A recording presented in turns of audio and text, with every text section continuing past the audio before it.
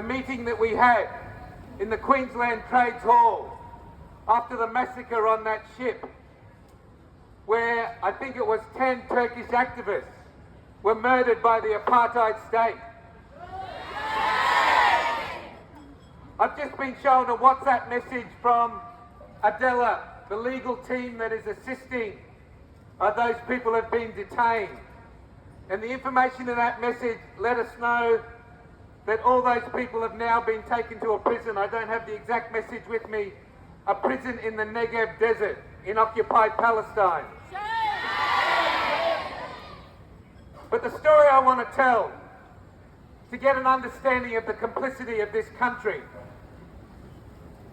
the complicity that is so deep that we shouldn't be surprised by the actions of our government.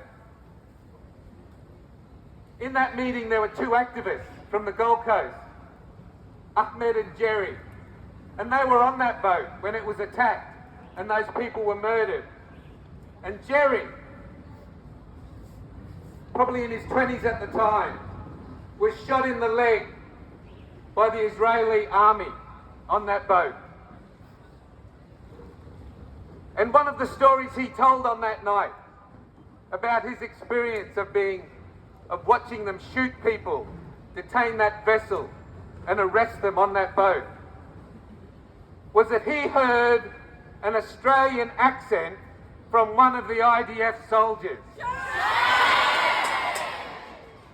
So as he was sitting there, he heard people speaking Australian English as they were shooting people who were trying to break the siege of Gaza. So living amongst us are people, and this is a layer of complicity that's very difficult to understand.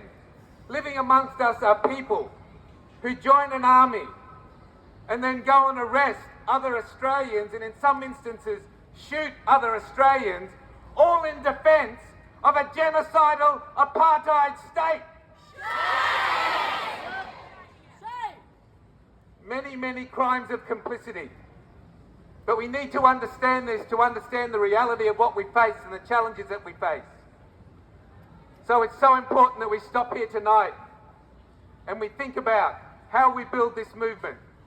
Someone did a count of our activities on Justice for Palestine, and we are rapidly approaching our 100th protest and march in this city.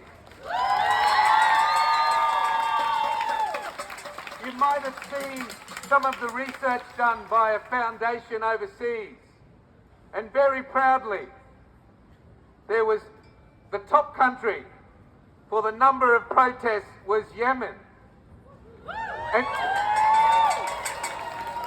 probably one of the only countries in this world that are truly enforcing international law. But very interestingly, the second country for the most protests was actually Australia. So put yourself...